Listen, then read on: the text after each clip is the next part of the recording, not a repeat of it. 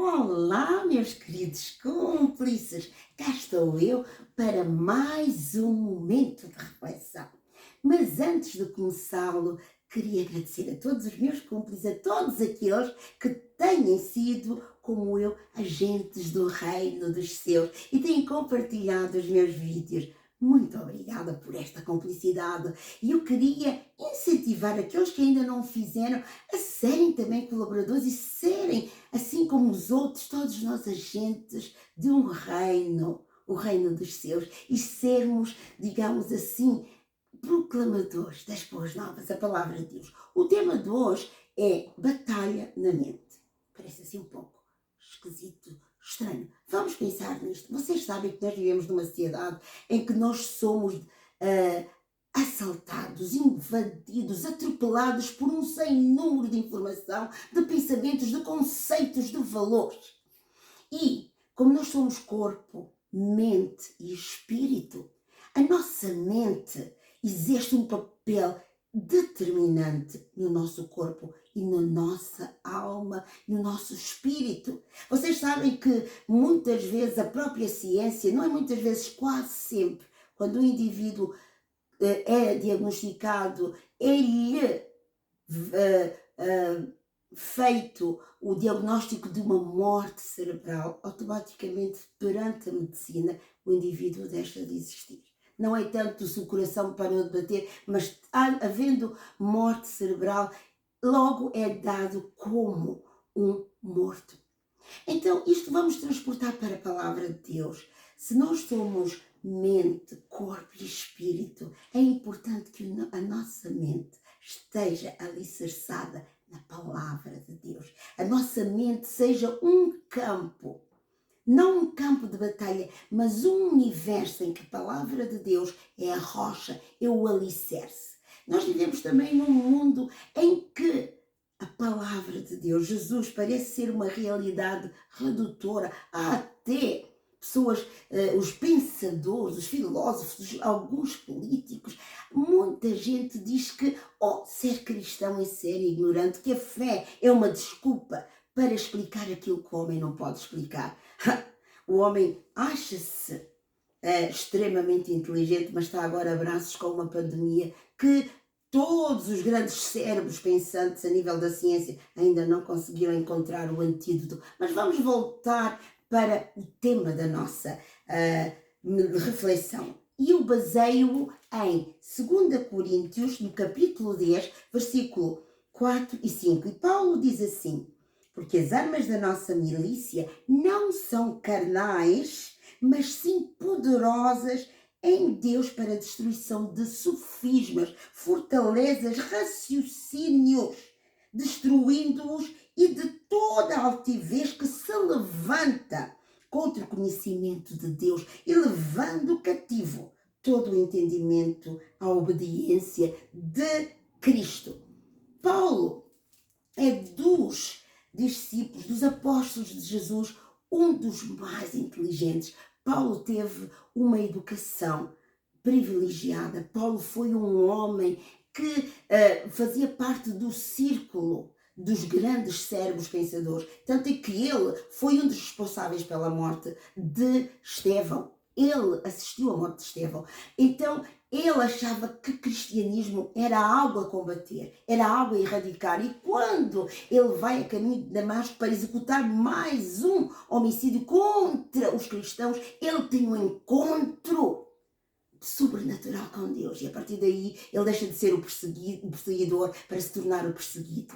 Mas uma das coisas que Deus vai usar neste conhecimento racional de Paulo, no conhecimento intelectual de Paulo, quando ele tem um entendimento de quem é Deus, de quem é Jesus, ele automaticamente, capacitado pelo Espírito Santo, ele trá-lo à submissão da palavra de Deus, porque ele entende imediatamente que Jesus é a palavra viva, é o verbo que se fez carne, que habitou entre nós e que habita nele próprio. Então ele, Quando começa aqui a falar a igreja de Corinto, Corinto era uma cidade em que havia muitos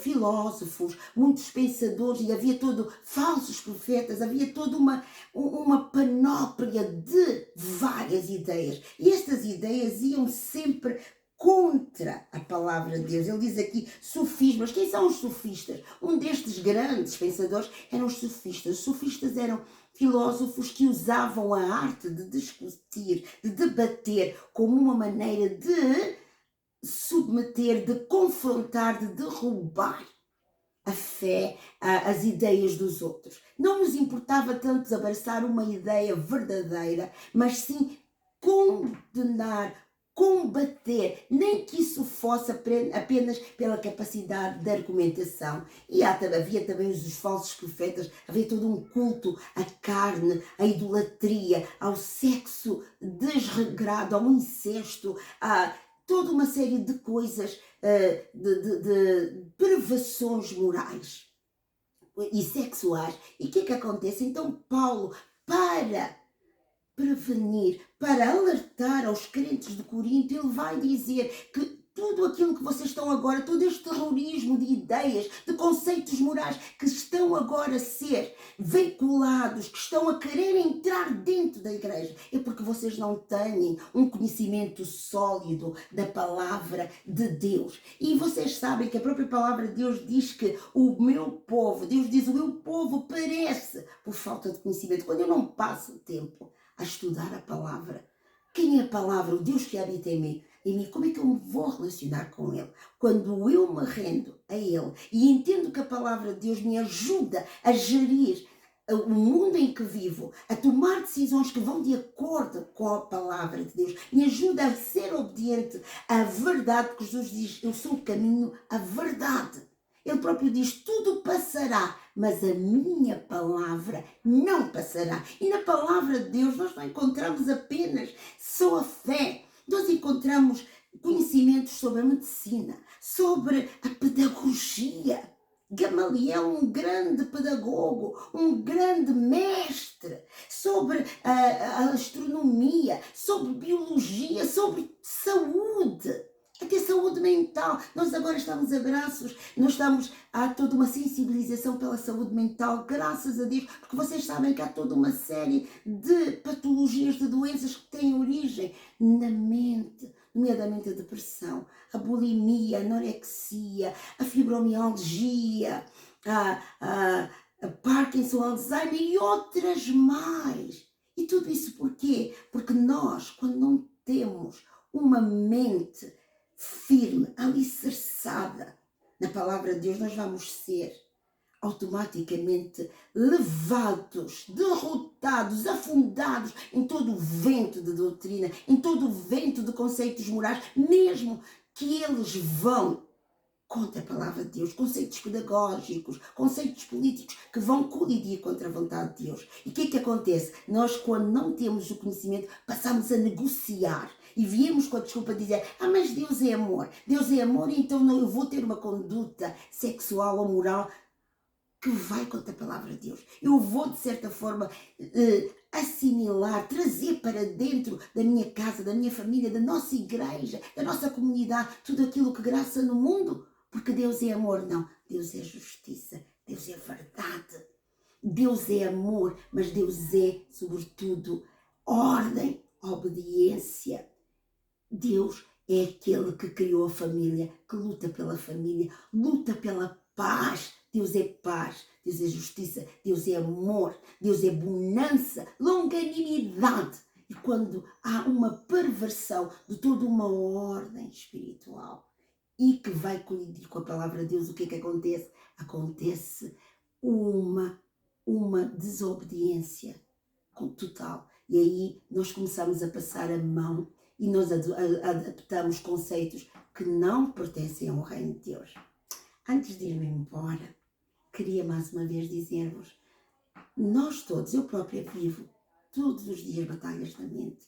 Escolhamos passar tempo na palavra, escolhamos levar cativo todo o pensamento que nos leva a desanimar e crer que Deus é aquele ajuda a lutar contra tudo aquilo que não vem da palavra de Deus. Então, não se esqueçam. Vamos dizer a nossa hashtag: amo-vos